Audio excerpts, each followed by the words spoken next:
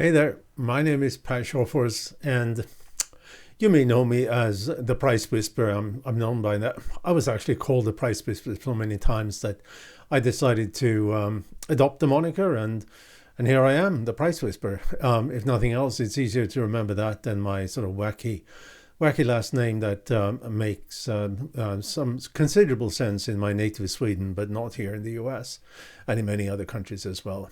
You know. Anyway. Today I'm going to talk about the power of the 1%, and I'm going to challenge you with a 1% challenge, right? So what is this? Well, first off, you have to understand that a company's profits comes from only three variables when you look at it from the highest point of view. And those three variables are the total cost of the operation, the total sales volume of whatever the company is selling, and the price of whatever the company is selling, right? So there's only three variables, right, from the very highest level that determines whether a company is profitable or not, that determines the level of profitability, and so forth. And for the average company, and there's been multiple studies in this, for the average company, what happened here is that if you do a thought experiment and you say to yourself that you're going to change one of these three variables, the total cost of operation, the sales volume, and the price, you do a thought experiment and you say, I'm going to change one of them or all of them with 1%, and then think about how that will affect profitability. And when this is done, if you increase your sales volume with 1%, profitability goes up with 3.5%. If you can reduce your cost with 1%, profitability goes up again for the average company with 5.5%. And if you can reduce your discount, or if you can increase your prices with 1%, profitability goes up with 11.3%. Rather spectacular, isn't it? Right? Now, this is for an average company, and of course, no company is average.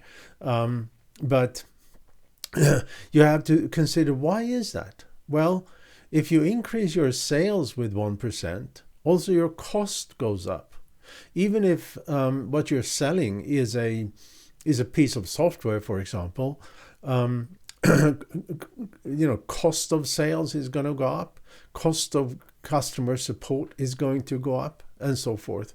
So even if the marginal cost to sell one more copy is almost zero, other costs related to that extra sale is at least noticeable, right? Obviously, if you sell hardware of some kind, it's understandable that cost of goods sold goes up just as sales volume goes up and as revenue goes up, and so forth. Now, if you can reduce cost with 1%, I said that the profitability goes up with 5.5%, and that makes sense. Obviously we want to reduce the cost as much as we can, and another 1% makes a difference. There's no doubt about this. But how come then that price or lack of discounting is so powerful compared to the other two variables when it comes to profitability? Well, it's very simple. It works on the top line, right? It has the highest leverage, and if you compare with cost, a 1% of the price is a higher number than 1% of the cost, which is a lower number, assuming, of course, your company is profitable, which I hope it is. And there's something else to consider when it comes to this. Companies are spending an enormous amount of resource, people resource, marketing resource, software resources, lots of resources to sell more, with more marketing, with more sales resources and so forth, and to lower cost with, again, more people, maybe more processes, more advanced software than they may have. So they're already spending a lot of money on increasing sales and decreasing cost. Pricing then. Pricing is almost always an afterthought. And in many companies, many companies, pricing is, it's something you pull out of a hat, or maybe looking at competitors' websites and their prices and just do the same thing, or maybe do cost plus and just say that, okay, because we're in this industry X, and in industry X the rule of thumb margin is a margin uplift Y, and it takes somebody 5 minutes, right? So and that's one of the problems in making companies profitable, that it's not, there's so little resources normally put on pricing, yet pricing has the highest leverage, right? And many companies doesn't even know where pricing lives in the company. Several years ago, we did a sort of a funny marketing campaign. We sent out with FedEx, actually. We sent out in little FedEx boxes. We sent out what we called rubber duck letters, and it was a nicely worded letter addressed to the CEO of about 150 or so Fortune 500 companies, and then we followed up. Obviously, we never got hold of the CEO, but we did get hold of, out of those 150, we got hold of maybe 75, maybe 100 executive assistants to that CEO. And they all said, yeah, we got the rubber duck letter. This is really funny. This is unique. We've never had anybody send us anything like that. We actually had glued a little yellow rubber duck to the letter, so it was memorable.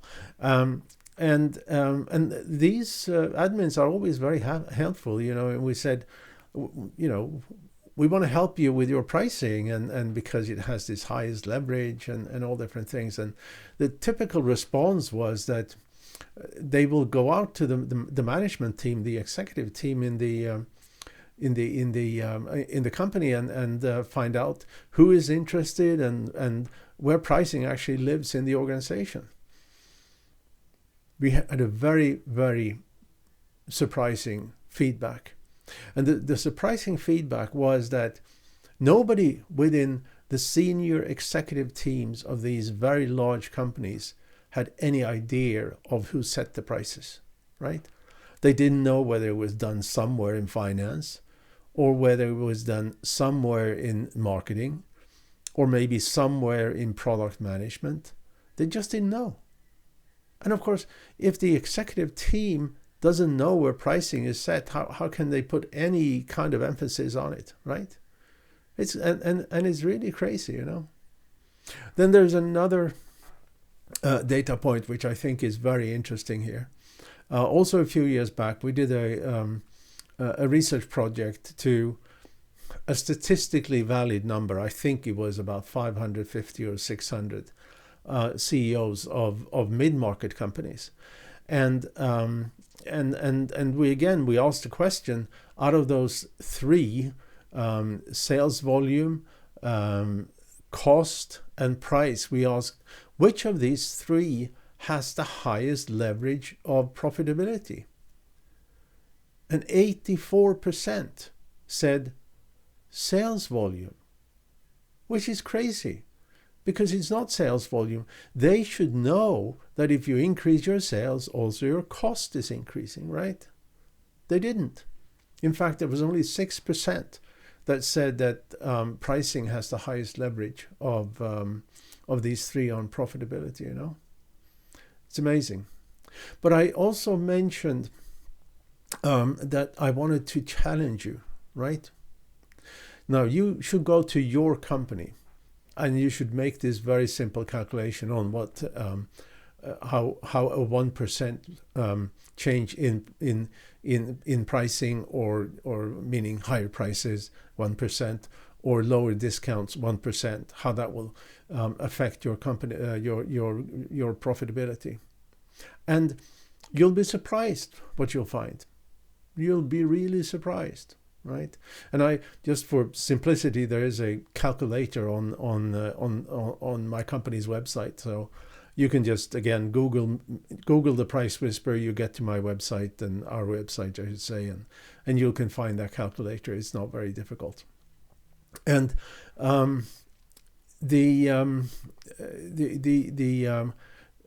it's very interesting, I think, because the challenge here, right? Think about, are you going to be able to increase your prices with 1%? Are you going to be able to decrease your discounting with 1%? And the challenge is, have you ever failed to change anything 1%? It's tiny. It's nothing. So when you start looking at this, you're going to say, well, hello there, Salesforce. No, you're not going to be able to discount 20% anymore. You're going to discount only 10, right? Because you know what it does now for your profitability. Oh, they're going to complain. Wow, they're going to complain. They're going to say they're going to lose every deal. Of course, they're not going to lose every deal. But they have to work harder selling, right? Okay? And you're paying them for doing that work, so why should you give away all your profits? Same thing. You're going to tell your product managers or your finance department that we're going to increase our prices with 3% every 6 months, right? Or 8% every year, or whatever the number that makes sense for you. Now, of course, I'm recording this in the fall of 2022, so we still have very high inflation, meaning that those increases needs to be more frequent. But the inflation will eventually subside, and we will come back to a more normal situation. And I'm sort of referring to that. So what does this mean? Well, you can do it with 1%, so you can do it with 5%, right? And suddenly you have 50% more profits, which is a lot of money, right? whatever the size of your company is for your company, it's a lot of money. And what are you going to do with it? Well, you're going to reinvest it, of course. You're going to make sure that you have more money to spend to be more competitive. So you can develop more products. So you can define more services. So you can serve your customers better. So you can increase your marketing spend to increase demand generation. It means that you can increase your sales force if you have one. You can increase your customer support number of customer support people. And on the people issue by itself, not only that, suddenly you can afford to hire the best, right? Because you have the money to do it. And all of this means that by looking at pricing, by looking at the 1% challenge, by looking at the power of the 1% in your company as it relates to profitability, you are able to elevate your company to the next level, right? Not overnight, but over a period of time. With this information in your company, with this information being known in the company, throughout the company, so many small decisions are going to be different. I said that salespeople are not going to be able to discount as they did, right? But there's more. Product management are going to think, hey, how can I create a bundle here that we can even charge more money for and therefore increase profitability. Or maybe do unbundling. Here's a bundle of a product and a service. Why don't I sell them separately, right? Instead of sort of giving away the service. Here is an opportunity to unbundle a product to do a good, better, best product strategy, so you can increase your addressable market, right? Lots of small decisions are going to be very different, right? And it's going to elevate your company. It's going to elevate it to the next level. And you do this for a few years, and suddenly you look around yourself, you look around in your marketplace, and you find yourself being the high price, high value, high benefit market leader with the highest shareholder value, right? And who wouldn't want that, right? Anyway, thanks so much for your time. I hope you found this interesting. And again, go to our website. Again, do Google search for the Price Whisper. Find me through that, or you can also go to pricewhisper.me, and it goes to the website, and there's a link there to this calculator that you should do for your company, right? It's going to make huge differences, right? Okay, see you next time. Thanks so much for your time today. Bye.